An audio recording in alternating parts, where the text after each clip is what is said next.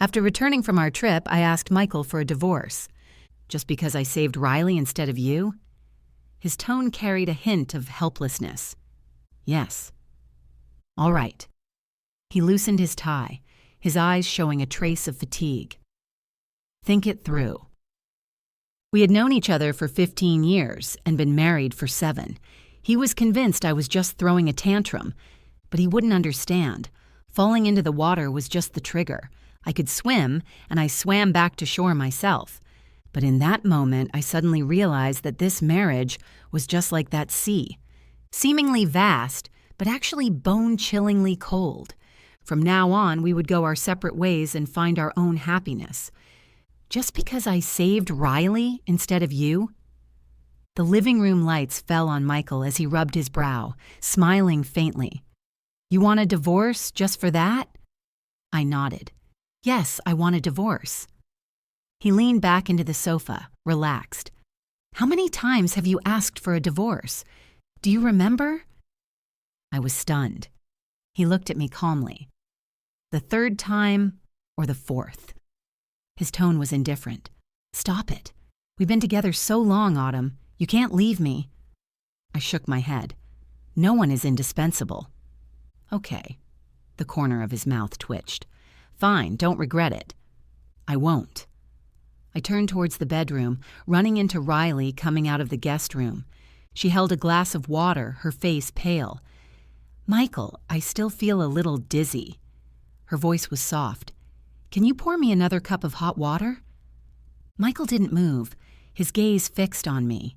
If it were before, I probably would have sneered and asked her if she had no hands or feet. But now, I just felt tired. I continued walking, but Riley gently tugged at my sleeve. Autumn, please don't misunderstand. Riley bit her lip timidly. Michael and I are just ordinary colleagues. I'm just an intern fresh out of school. I have no family or friends here. Yesterday I had a high fever and really had no choice but to ask Michael for help. I didn't expect to ruin your anniversary dinner. I'm really very sorry. I finally looked up. Oh, the intern who texts him at midnight saying she's scared. The intern who makes him wear the shirt you bought. The intern who always needs help when we're together. Are you an orphan? Since you know you're just an intern and not Mrs. Miller, did you eat the word boundaries for lunch and digest it? Riley froze, her eyes instantly reddening. She lowered her head, shoulders trembling slightly. Autumn. Michael stood up and handed her a tissue, his tone carrying his usual indulgence and helplessness. I know you're unhappy, but is it necessary to speak so harshly? Riley's tears fell silently. In the empty living room, only her suppressed gasps could be heard. A familiar cramp suddenly hit my stomach. I held onto the doorframe for a moment, then opened the wardrobe and started packing. Michael knocked twice on the door. Autumn? I didn't answer, folding my usual cashmere coat into the suitcase. His voice deepened. Just because of an outsider's words, you have to do this? The moment the zipper broke the silence, I heard the sound of shattering porcelain. Riley had knocked something over again. Opening the bedroom door, I saw Michael hurrying towards the guest room. This time, the thermometer broke. Just as he turned back to explain, I walked past the corner with my suitcase. The mirror in the entryway reflected my pale face. My stomach hurt badly, but my mind was unusually clear. I took out my phone and sent a voice message to my mother. Mom, I want to come home for a few days. As the elevator doors closed, the last thing I saw was Michael frozen in place, clutching the fever medicine.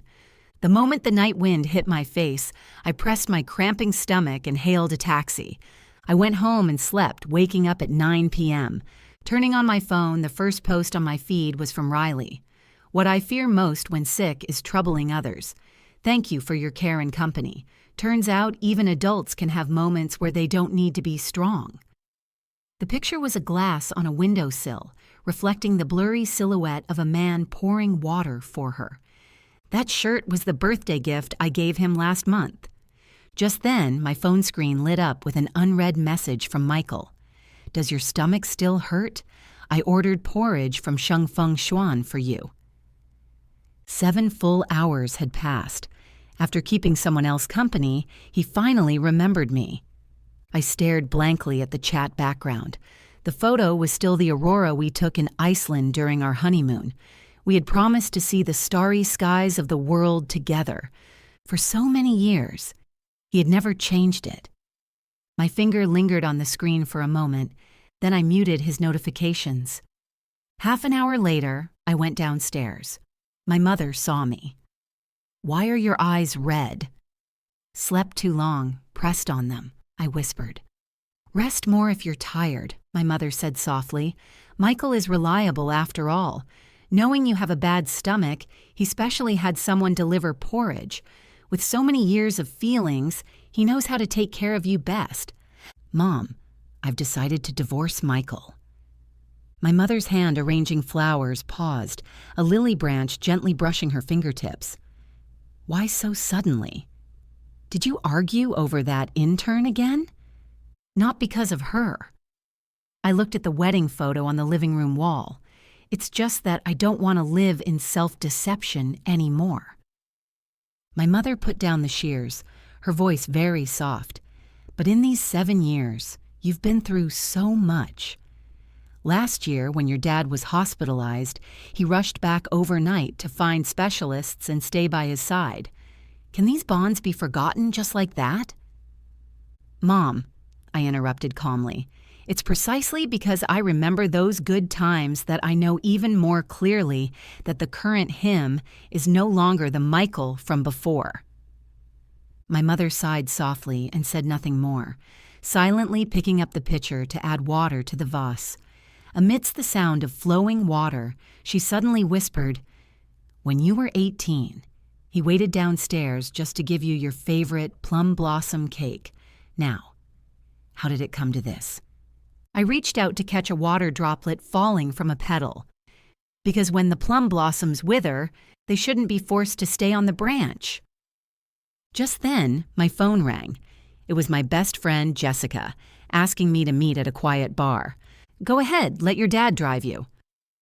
"That scumbag who ignores his wife for an outsider isn't worth your tears." My father was standing at the kitchen door at some point, the porcelain plate rattling. "Divorce, if you want.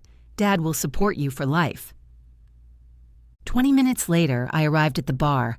Jessica told me to wait in the booth first. I was looking down at the drink menu when I heard a familiar voice from the next booth.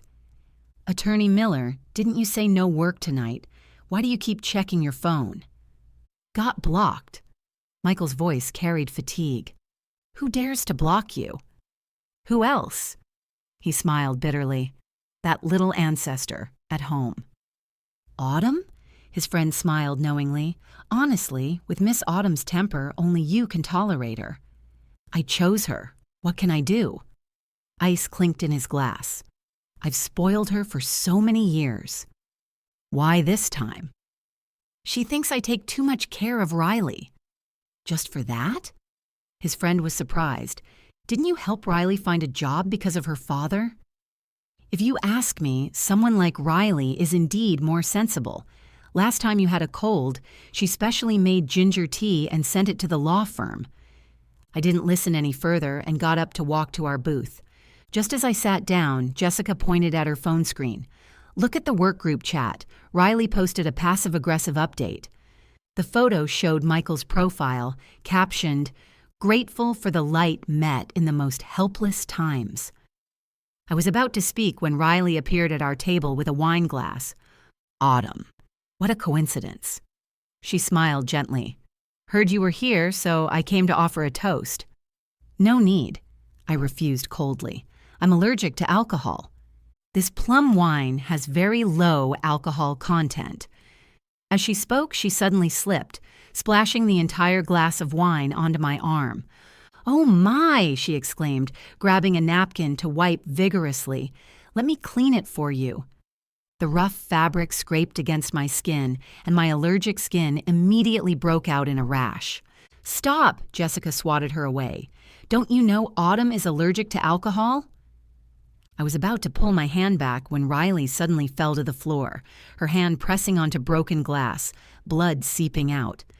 "What happened?" Michael rushed over upon hearing the noise. Riley held up her bleeding hand, teary-eyed. "Michael, I accidentally spilled wine and wanted to help Autumn clean it." Michael glanced at her wound, then frowned at me. "She meant well. Why do you have to be like this?" "Attorney Miller might want to look at this." I showed my red and swollen arm. "This is her good intention?" His tone softened slightly. "She just doesn't understand these things." "Does not understanding mean she can splash wine on someone with allergies?" Jessica held up her phone. "Do you need me to replay the footage of her deliberately slipping?" Riley suddenly sobbed. "If Autumn is angry, I'll pay for the dry cleaning." "Pay?" I slowly poured the ice bucket onto my burning skin. "What you should be thinking about now is, if I go for an injury assessment, how long is the sentence for intentional injury?" "Autumn." Michael held my wrist. "That's enough." He turned to signal the manager. "Put this table on my tab and bring a fruit platter for Miss Riley to calm her nerves." "No need." I shook off his hand. "Save Attorney Miller's generosity for those who need it." I picked up my coat and said to Jessica, "Let's go." "Acting so high and mighty," someone muttered. Jessica took me to the hospital. The light in the emergency room was blindingly white. I leaned back on the cold chair receiving an IV drip. The swelling on my arm gradually subsided, but my heart felt like it was soaked in salt water, throbbing with pain. "I'm sorry, Autumn." Jessica handed me a cup of hot water. "I should have just pulled you away instead of engaging with Riley." "Why should I leave?" I looked at the needle in the back of my hand. Just because she can act, the person in the wrong becomes right? "Besides," I said softly, "I've decided to divorce Michael." Jessica was silent for a moment. "Honestly, Autumn, everyone thinks you're just saying it out of anger. After all, you've sacrificed so much for him." The liquid medicine dripped down the tube. I closed my eyes. Yes, sacrificed too much. The first time I met Michael was in the law school library. At that time, my ex-boyfriend had cheated me out of all my savings, and I couldn't even pay the last month's rent. I was curled up between the bookshelves, shivering and crying. He handed me a pack of tissues. "Need help?" Later, he helped me recover the debt and accompanied me to court. When the opposing lawyer was aggressive in court, he gently held my trembling hand. "Don't be afraid." Starting from that gesture, I fell in love with him, without hesitation.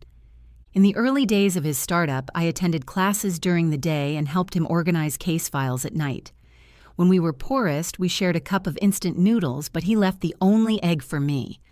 "When the firm gets on track, I'll fry you sunny-side-up eggs every day." He always said my smile was like winter jasmine in early spring, capable of melting all gloom. Until Riley appeared. She was a new intern at the firm, always wearing shirts washed until they were faded. The first time we met, she blushed and said, "Attorney Miller, I will work hard to become an excellent lawyer like you." At first, I also felt sorry for her poor background, even giving her a coat I hadn't worn much, but she always appeared when Michael and I were on dates. "Senior, I really have no idea about this case." "Senior, I don't understand what the client is saying." "Attorney Miller, I have a fever. Can you take me to the hospital?" Every time I expressed dissatisfaction, Michael was helpless. "She has no one to rely on. Isn't it good for us to help her more?" Yes, help her. Help her to the point where, on my birthday, he left hurriedly because of a call from her. Help her to the point where, on our wedding anniversary, he accompanied her to see a client. Help her to the point where now I'm lying in the hospital on an IV drip and he's still protecting that helpless girl. "Autumn," Jessica asked softly, "can you really let go?" The medicine flowed into my veins, bringing a cold sting. Just like last month when my father had bypass surgery, I waited alone outside the operating room and called him 20 times. Later, I found out that day Riley accidentally lost an important document, and he helped her find it until late at night. When he replied at 3 a.m., "Just finished. Did Dad's surgery go well?" In that instant, I suddenly felt that maybe divorce isn't such a difficult thing after all. 2 weeks later, it was time for the monthly family dinner. My father and the Miller family had been friends for many years. Although I had decided to divorce, I didn't want personal matters to affect the friendship between the two families, so I arrived on time. I just didn't expect Riley to be there. There was a seat reserved for me next to Michael as usual, but I ignored it and walked straight to the opposite side of the table to sit. Riley came out of the kitchen with a fruit platter. Seeing this, she naturally sat next to him, in the seat that should have been mine. When I returned after handing my mother-in-law her favorite handmade incense, I found Michael had already moved to the seat next to me. Still angry? He leaned over, tapping his fingertips lightly on the table. It's been half a month. How long do you plan to keep up the Cold War this time? I calmly unfolded my napkin. Michael, you've already signed the divorce agreement. Don't you do this every time? He chuckled softly. Last time you tore it up, the time before that, you burned it. Want to try scattering it in the sea this time? I looked down to check messages on my phone. After the dishes were served, my mother-in-law smiled and turned the topic to us. Michael, Autumn, when do you plan to have a child? Mom even has the nursery ready. Riley softly chimed in. Attorney Miller is so excellent. A child like him would definitely be very cute. But raising a child is expensive now. Ordinary families really need to consider carefully. I put down my chopsticks and smiled. Miss Riley really cares about other people's business. It just so happens our group has set up a new employee childcare center. An intern like you will also be able to enjoy free childcare services in the future. Really? My mother-in-law looked at me with delight. This project is so thoughtful. The proposal has been approved by the board. My grandfather nodded.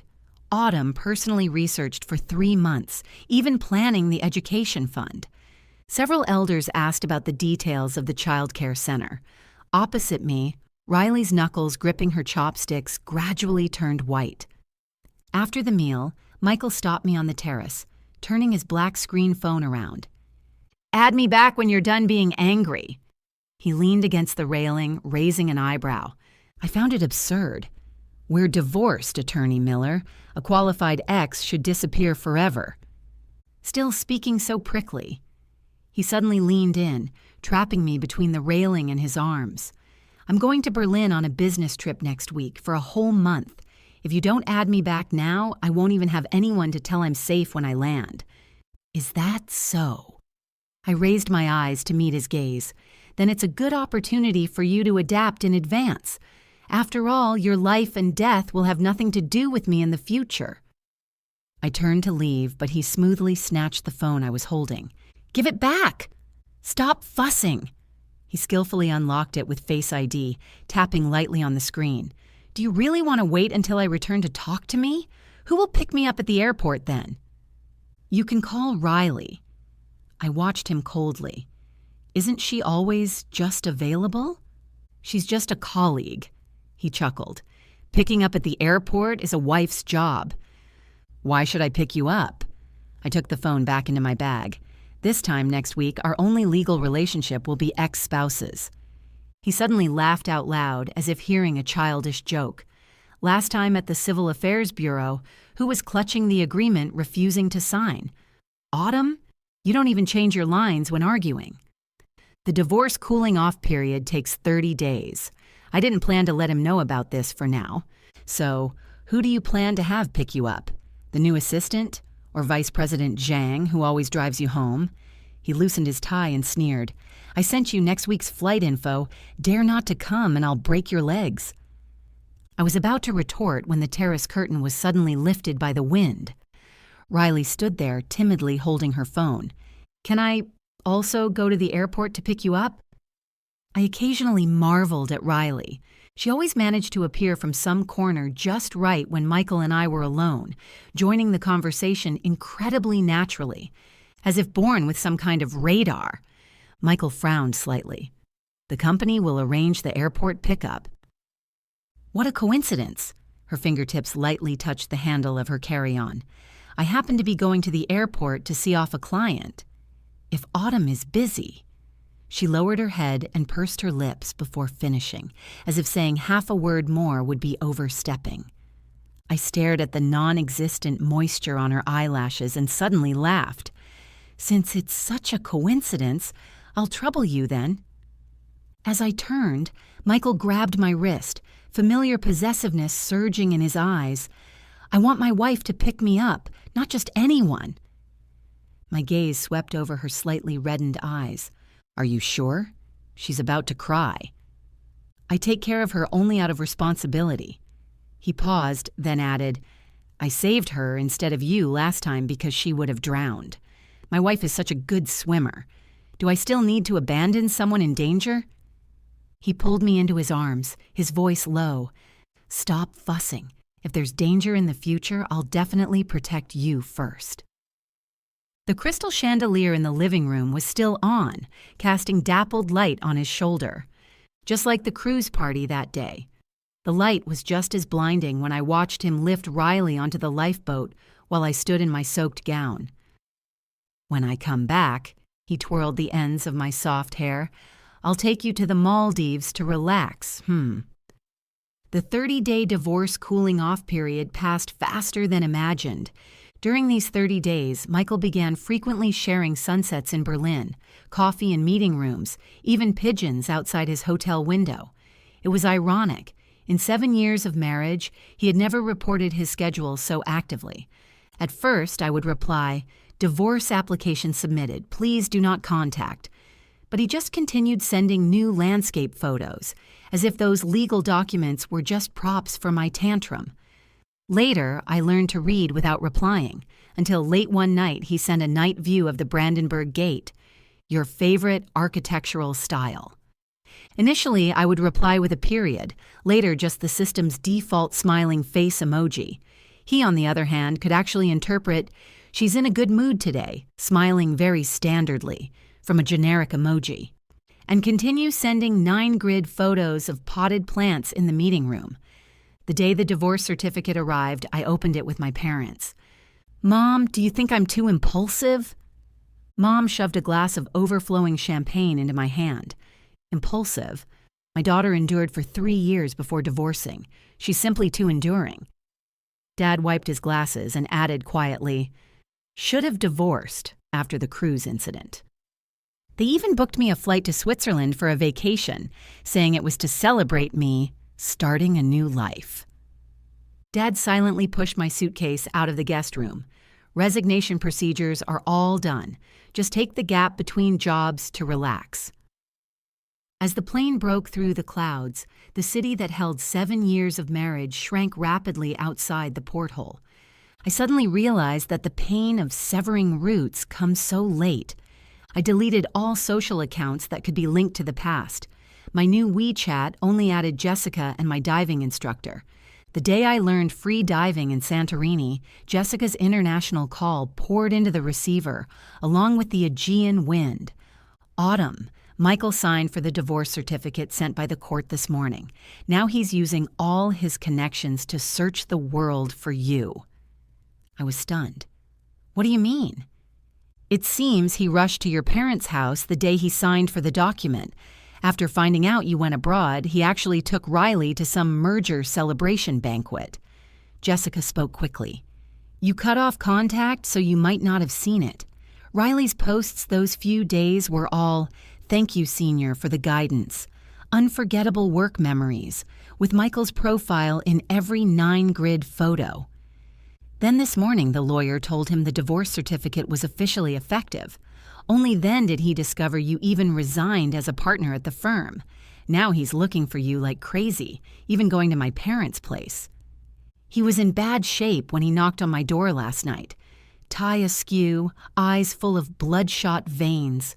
He asked me why you were so heartless. I said, did you forget who you chose to save on the cruise? Jessica paused for a moment. But looking at his reaction then, it seems he really realized how deeply that incident hurt you. He should be, not should be, he's already here.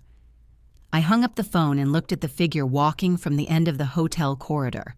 Michael was indeed in terrible shape. His shirt collar was loosely open, stubble spreading into a gray shadow on his jaw.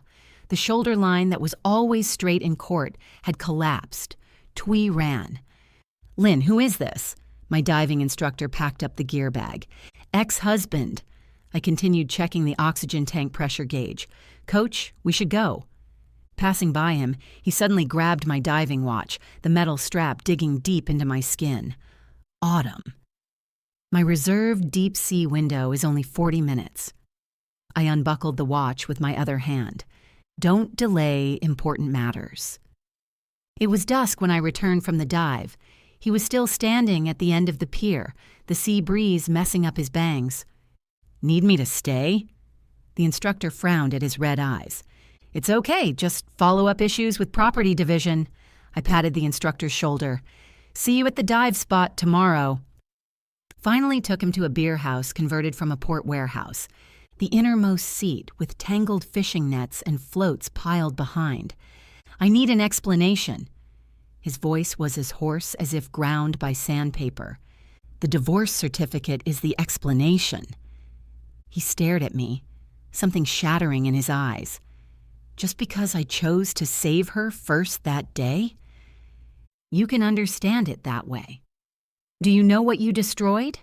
Who fought side by side in the firm back then? Who agreed to climb to the top of the industry together? He suddenly raised his voice, making the glass on the table tremble slightly. "Autumn, what do 7 years of feelings mean to you?" "Mean what?" So ironic. I met his gaze calmly. My longest investment mistake in life.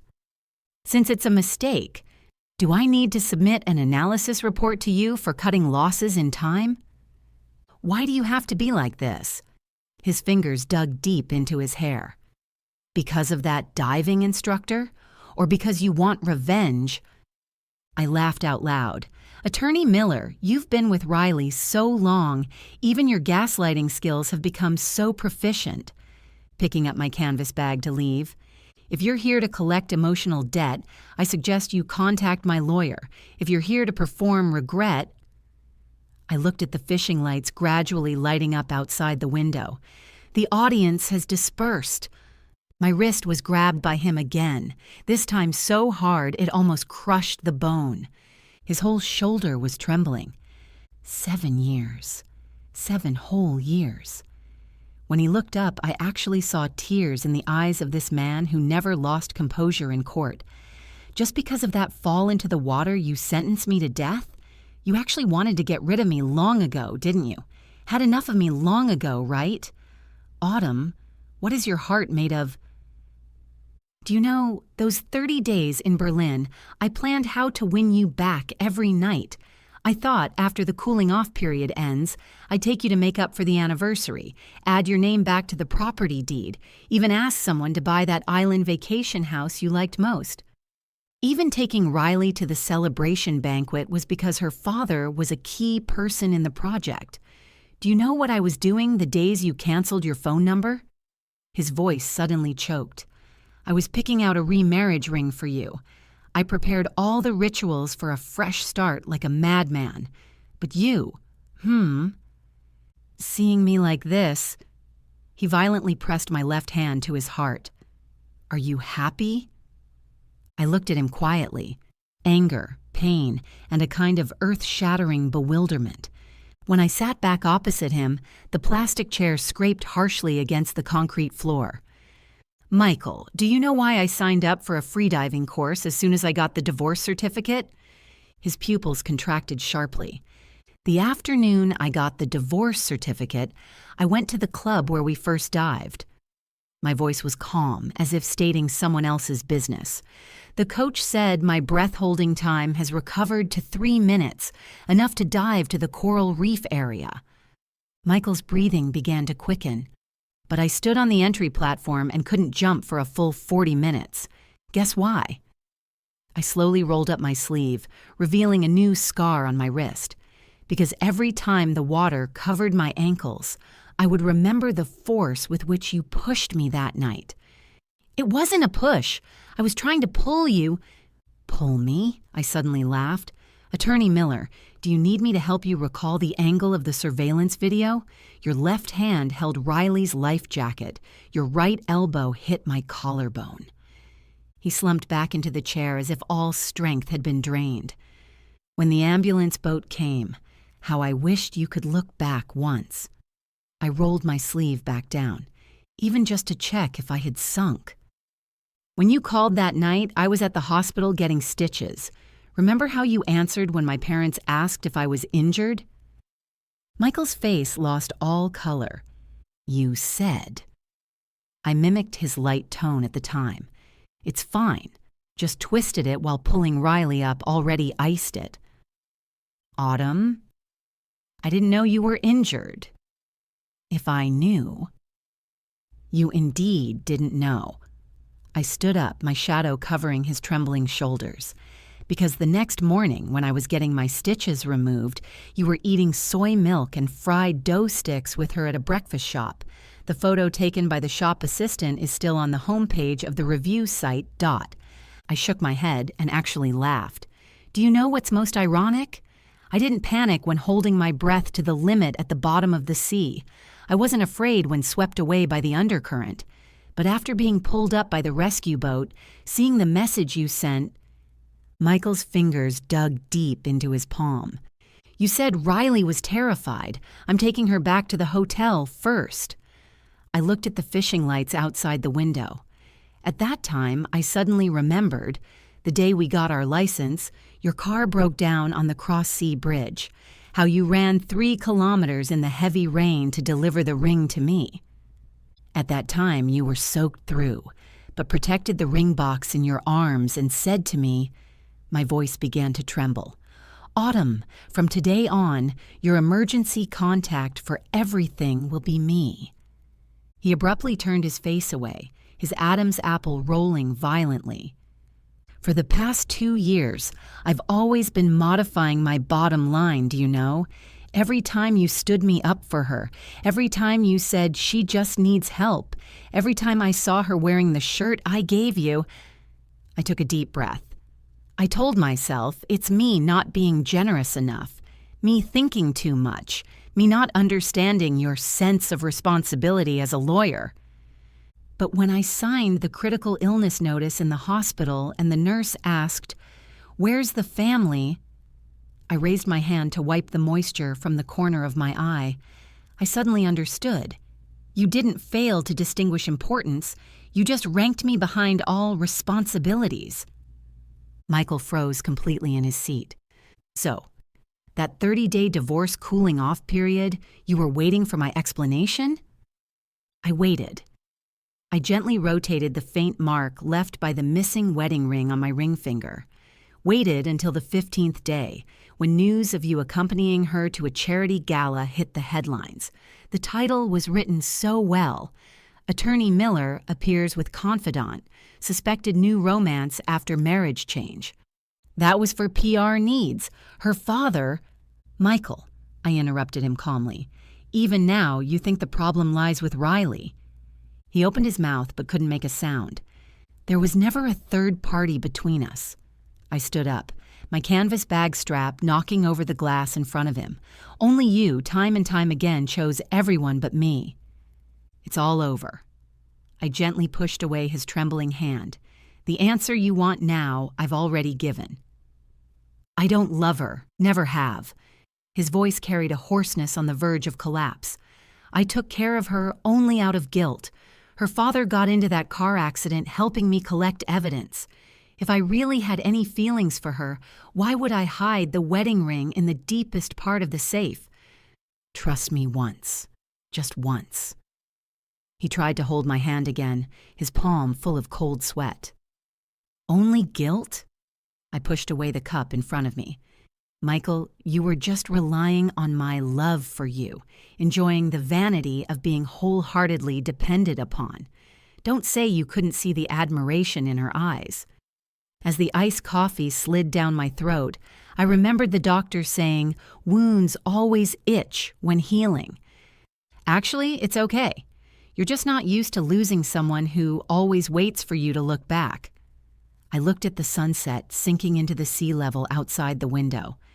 Just like I thought I couldn't leave you, but look, now I can hold my breath underwater for 3 minutes.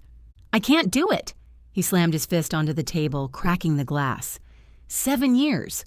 Autumn, 7 years is not 7 days. Tears fell onto the crack, blooming into dark circles. I don't want a divorce. I'll change. I'll change everything. His knuckles turned white, gripping my sleeve. We'll re-notarize assets. I'll give you all the firm's shares. I promise never to see her again. Watching this man, who used to be flawless in court, cry like a child, a slight sting did pass through my chest. Like the moment the last stitch leaves the flesh when removing sutures. He said he planned our beautiful future, didn't I? He didn't know that in the 3rd year of our marriage, I set up a secret folder in the law firm's system. It contained information on all cities suitable for establishing branch offices, rankings of bilingual schools, even blueprints of the island vacation house he occasionally mentioned. That was a surprise escape I prepared for our 7th wedding anniversary, leaving the family responsibilities that suffocated him to open a small law firm by the sea that only took pro bono cases. But now, the modification dates of those PDF files stopped forever. At the early morning, he didn't return home for Riley for the first time. Michael, you should go back. I watched the sea level completely swallow the last ray of skylight. We can't go back anymore. Michael didn't leave this small town. Every morning he appeared at the dive shop pier, wearing an inappropriate suit, watching me check gear and prepare for dives. In the evening, he stubbornly waited at the end of the pier, soaked through, watching the instructor help me remove the tank. He would remember the brand of electrolyte drink I wanted after surfacing, clumsily learned to desalinate the wetsuit, even got a sign language book from somewhere. Because he discovered the instructor and I communicated underwater with gestures. He did these things as a matter of course, as if we were still the couple who massaged each other's shoulders after overtime at the firm. But every time I would bypass the towel he offered and take the one from the instructor. This became his one-man mime show. "Is that gentleman your husband?" the guest house landlady asked me quietly one day. Ex-husband. Oh my God, she crossed herself. Such a handsome and devoted man, you're actually willing to let go? If I were 20 years younger? He persisted like this for 3 weeks, until his mother's overseas call rang one early morning, the anxiety in her voice piercing the receiver. Autumn. Michael pushed all cases, missed the partners' meeting 3 times. I know you are divorcing, but consider it Auntie begging you. Persuade him to come back and handle the handover, okay? Outside the window, Michael stood in the thin mist, trying for the nth time to prune that bush of edelweiss on the porch with hands red from cold. When I pushed open the wooden door, the light that suddenly lit up in his eyes was exactly like the celebratory fireworks the night we won our first transnational lawsuit. "Does Miss Autumn want a croissant or sourdough today?" He shook the paper bag in his hand, water droplets dripping from his hair into his shirt collar, the result of walking 4 kilometers to the only open bakery. Michael. I looked at the winding snow mountain road behind him. You should go back. His fingers loosened, the paper bag falling into the snow, rolling out the still steaming almond croissant. But 3 days later, he boarded the return flight, because a major flaw appeared in the firm's biggest transnational merger case. The opposing legal team dug up procedural flaws when Riley's father collected evidence back then, and the whole case faced collapse. 2 days later, I received a call from my father from home. "Autumn, you might have to come back." "What happened?" "The Miller family." Father paused rarely. Michael refuses to appear in court for defense, insisting on waiting until his personal affairs are settled. The opposition is pressing the advantage, and now partners of Miller Law Firm are selling shares. He lowered his voice. "I know you're divorced, but Uncle Miller worked hard for your grandfather's case back then. Come back and persuade that kid. Don't let the ancestral foundation be lost." So I changed my ticket to the nearest flight back home. When Auntie Miller saw me at the airport, her eyes were red. Autumn! Michael has locked himself in the archives for 3 days, even tore up his lawyer's license. What exactly happened between you? I shook my head. Auntie, let me go see him first. But when I pushed open the door to the archives, I saw Riley half kneeling amidst the mess on the floor, piecing together torn scraps of paper bit by bit. Get out! Who let you in? Michael's voice was hoarse and broken, carrying the tremor before porcelain shatters. Didn't I say, without my permission, you can't step into this archive room? Secretary Wang asked me to come. She was afraid something would happen to you. Riley's voice was still soft, but carried unmistakable stubbornness. You can disregard yourself, but think about those who truly care about you. A dull thud, seemingly a file folder hitting the wall. I said, get out! Do you not understand human language? I won't go. She raised her head, tears in her eyes, but her posture unusually resolute. I'm not as cruel as Miss Autumn. I can't watch you destroy yourself. Her voice trembled slightly, but every word was clear. However long you don't eat or drink, I'll stay with you. You don't work, I'll stop everything I'm doing too. Senior, if you don't cherish yourself, someone else will ache for you. My life or death has nothing to do with you. However, the next second, waves suddenly rose in Michael's dead-water eyes. He saw me standing at the door. Autumn. He almost stumbled getting up, knocking over the stacked files beside him. You're back? When? Just arrived. My voice was calm and waveless. If I'm interrupting, I can leave. What are you saying? His eyes quickly became bloodshot as he stumbled past the mess on the floor towards me. I knew you wouldn't. Michael, I interrupted him, glancing at the documents on the floor that had been violently torn and then carefully pieced together. You look really ugly right now. Sit down first, listen to me. He pulled me into the archives almost roughly, as if Riley was just an insignificant speck of dust on the wall. I've thought it through. If we lose this case, we lose it. We can start over. Close the firm. We leave here together. Go anywhere. Riley suddenly spread her arms, blocking the door. Move! Michael's voice was cold as ice. How long will you remain obsessed? Tears burst from her eyes, but she stubbornly refused to wipe them. She's indifferent, selfish, only cares about herself. Where was she during your father's surgery? Where was she when you needed support most? She only drains you, dragging you from the clouds into the mud. Senior, wake up. You want to die. Veins popped on Michael's temple, but his raised hand was gently stopped by me in mid-air. Let her finish. My voice was so calm it surprised even me. Riley seemed encouraged, turning to me, a twisted sense of justice burning in her eyes. Do you really know him? Do you know he needs sleeping pills to sleep 3 or 4 hours a day? Do you know who stayed by his bed when he was hospitalized for gastric bleeding? He gave everything for you, and you. Besides enjoying his love, what have you done for him? I suddenly laughed. Autumn, don't listen to her nonsense. Michael tried to grab my hand again. I avoided his touch, my gaze landing on Riley's face written with sacrifice and devotion. So, you think you are the savior, right? I took a step forward, closer to her. You think he's a poor wretch deceived by a bad woman, and you are the only light? I shook my head gently, smile undiminished. Truly a match. One pities, the other needs saving. One pities, the other is stuck in the mire. You two, one skilled at performing fragility, one intoxicated with playing the hero, simply made for each other. I took another step forward, the archive door closing silently behind us.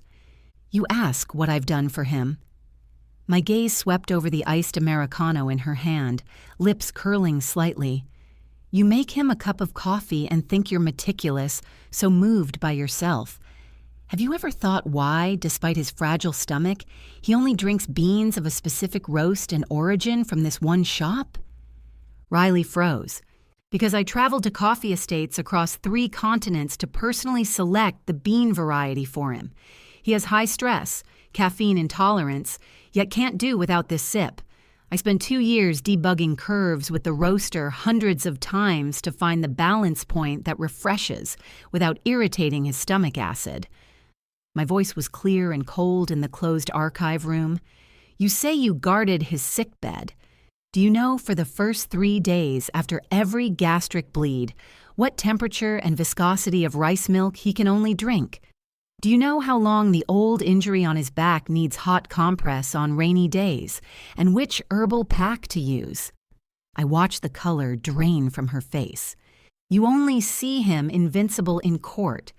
But do you know when he first took cases independently, he was questioned into speechlessness by the opposing lawyer before the judge due to a flaw in the evidence chain, unable to appear in court normally for a whole month? It was me who simulated cross-examination with him over and over, writing every possible loophole on paper, tearing them up one by one, then rebuilding them with him one by one. I paused, the air left only with the smell of dry paper. I originally thought these things weren't worth mentioning, even less necessary to prove to an outsider. My gaze fell on her trembling fingers. But this posture of true love supreme you put on is truly nauseating. Even though Michael and I are divorced, it's not up to you, someone who can't even figure out his caffeine metabolism type, to question my investment in this marriage. Riley seemed drained of strength, lips moving but making no sound. "Get out, Riley." Michael's voice came from behind, low and tired. "Don't make me say it a second time." "What about me?" She slumped to the ground, looking up at him unwillingly, face covered in tears. "What I've done all these years, is it worthless? Do you really not have even a little bit—" "No," he interrupted her, every word quenched in ice. "If I had known the so-called responsibility and care would make me lose her, I would rather have lost that lawsuit back then." He turned away, no longer looking at her. "Now, get out." She collapsed on the carpet, finally wiping her tears and rushing out of the archives. Crash! As Riley rushed out, she knocked over the metal file rack by the door. The dark blue mug on top fell in response, shattering into pieces. That was the cup Michael used for 7 years, with the faded letters M&A 2016 printed on the side. His pupils contracted, rushing over almost instinctively, but froze abruptly when his fingertips touched the largest ceramic shard. Inside the shard, a line of tiny but still clear words was fired with special glaze. "First year, happy anniversary. May every future victory be shared with you." His breathing stopped, trembling hand pushing aside other shards. Second piece, near the handle. Third year. Stomach still hurt? New prescription in the third drawer on the left. Third piece on the curve of the bottom. Fifth year. You won that impossible case today. See, I told you, my great lawyer is omnipotent. Fourth piece, fifth piece. Each piece hid a message for the future. I never spoke aloud, fired into different layers of the cup according to the year. Those were secrets that could only be faintly seen when facing light at a specific angle during daily use. I originally planned to point these out to him one by one on our 10th wedding anniversary. Under the glaze of the 6th year, hid a bump only detectable by touch. "Found a white hair this morning. Mr. Michael, if I grow old and faded, will your gaze still stay for me?" The last piece, also the smallest, embedded in the core curve of the bottom, the writing almost worn away. 7th year. If one day you see this, it means we've finished the first 7-year itch. So, Mr. Michael, interested in signing an infinite renewal contract with me? His shoulders began to tremble violently, suppressed whimpers spilling from deep in his throat, like a child who lost his most precious gift. Remaking that cup. How long will it take? He raised his red eyes, voice broken. 1 year? 2 years? I'll wait, okay? I don't want the firm. I'll push all cases. I slowly squatted down, level with his gaze. Michael, do you remember in Iceland you asked me why I suddenly learned free diving? He froze. I didn't learn it to leave you. I picked up a ceramic piece with 3rd year printed on it by my foot. It was so that after leaving you, I could still be a complete autumn. I looked out the window, the city night view flowing with light and color. During the 30-day divorce cooling-off period, I discovered that eating alone means not accommodating anyone's taste, that weekends can belong completely to myself. The pain is real, but the relief is also real. I turned my head, looking into his tear-filled eyes. I wanted to try a different life, so I chose divorce, not because you weren't good enough, nor because of Riley's existence. I paused, simply because that road with only the 2 of us, I don't want to walk anymore. The blood drained instantly from his face. No. Without you, my life has no meaning. He grabbed my wrist with surprising strength. 13 years, 7 years. All my plans included you. How could I possible? Yes, all plans. But plans can't keep up with changes. Promises can't beat time. That late night, he finally curled up amidst the ceramic shards and messy files on the floor, crying like a lost person. Perhaps he finally understood with what absolute resolve the girl who once treated him as her whole world personally dismantled this city, built together over 7 years. And the sky outside the city is actually very vast. I took over the public legal aid fund established by my grandfather years ago, transforming it into a public interest law firm focused on women's and children's rights. The Nordic aurora is beautiful, but those helpless eyes in court need light more. Michael eventually stabilized the firm, winning that merger case with a series of beautiful counterattacks. In financial news, he became that impeccable attorney Miller again. But he pushed all overseas merger cases to partners, appearing in the old district where my law firm was located every month, sometimes buying cigarettes at the convenience store across the street, sometimes sitting on the bench at the end of our mediation room corridor. He came every month, naturally seeing the light burning in my eyes, colder than the aurora, when I fought for rights for women suffering domestic violence in the mediation room. Only the source of that light had long changed from the identity of Mrs. Miller to the lawyer badge on my chest. I knew he was still waiting for a reverse judgment in legal terms, but in my world there were new comrades, senior social workers sent by the Women's Federation, like-minded young public interest lawyers, and that sign language interpreter girl who could always translate obscure legal provisions into plain language. Every time Michael met them rushing past with case files in the corridor, his fingers would unconsciously tighten, as if gripping an authorization letter that had long expired. But he lost the status of co-agent. He would still send some latest judicial interpretations or typical cases to my work email, and my reply forever stopped at the professional, "Received with thanks, appreciate sharing." I knew a judgment that had taken effect had no retrial procedure, so even supplementary opinions shouldn't be submitted. The day I successfully helped a woman suffering long-term abuse win custody of her child, I received a message from Jessica. Riley was transferred to the procuratorate for suspected forgery of evidence. When she was just disbarred, she hinted in former classmate groups that it was because someone was jealous of her relationship with attorney Miller and set traps. Jessica's voice on the phone carried irony. You know Michael's fame in the legal circle. She did appear with him on several public occasions, so some people actually believed it. Later, I don't know who leaked the airport surveillance from the day your divorce certificate took effect, the clip clearly showing Michael shaking off her hand. Michael personally sent lawyers' letters to several self-media outlets that spread it most widely, with only one demand: public apology, clarifying he never had any relationship with Riley outside of work. This made a big noise in the circle. Riley had no way out.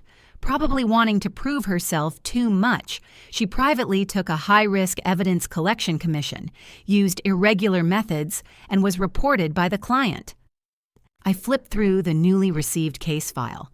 She didn't enter the law firm through regular channels anyway. Her foundation was weak. Once she lost protection, going astray was just a matter of time. I had heard some of this from Auntie Miller, too. Riley's mother had gone to the law firm crying and begging, shouting, "Attorney Miller can't be so heartless," while being escorted out by security. But the Miller family showed no mercy this time, directly sending a lawyer's letter warning against defamation. Jessica continued, "At last month's Bar Association annual cocktail party, Michael came too. Not seeing you, he was distracted all night. But he doesn't look like an ace lawyer at all anymore. Lost so much weight, suit hanging empty on him. Sigh, thinking back now when he was by your side before, his whole person was glowing." When the short summer of the Arctic Circle ended, I saw Michael at the preparatory meeting for the public interest law firm. He stood at the door, figure so thin it seemed the corridor wind could blow through him. I was stunned for a moment before recognizing him. "Gastric bleeding, just discharged." He smiled at me. "By the way, the roasting curves and data for debugging coffee beans before, I saved them in the cloud drive." I pushed over a sticky note with account and password. Password is the last 6 digits of your passport. He stared at that note, Adam's apple rolling. This is what I deserve. The public legal consultation window at the new law firm site. I handed over a cooperation intention letter. If Miller Firm is willing to provide some professional support, we welcome it. After all, a quality partner. "You are leaving?" His voice was very light. I organized the files in my hand.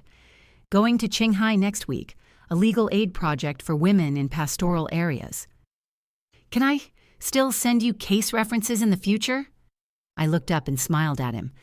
"Attorney Miller," I said, "there should be more important emails in your inbox." With this year of watching from afar, he should have seen clearly that once some boundaries are drawn, they are more distinct than national borders. But he just shook his head, carefully folded those 2 documents, and put them into his inner suit pocket. "Safe travels." He stood in place, voice scattering in the corridor wind. I turned and left holding the files. Outside the window, the city began to light up with evening lamps. Warm yellow spots of light spread one after another, as if someone overturned a honeypot on the deep blue sky curtain. Suddenly remembered, one overtime night long ago, I also lay by the window of the law firm office, pointing at the myriad lights downstairs and saying to him, "Look, when we win the lawsuit later, we'll buy the brightest one for home." And what he said was, "No need to buy. Wherever you are, that place is the brightest." The lights outside the window today are much vaster than that patch back then, and I am finally going alone to light up a vaster night belonging to others. Who says such light isn't moving?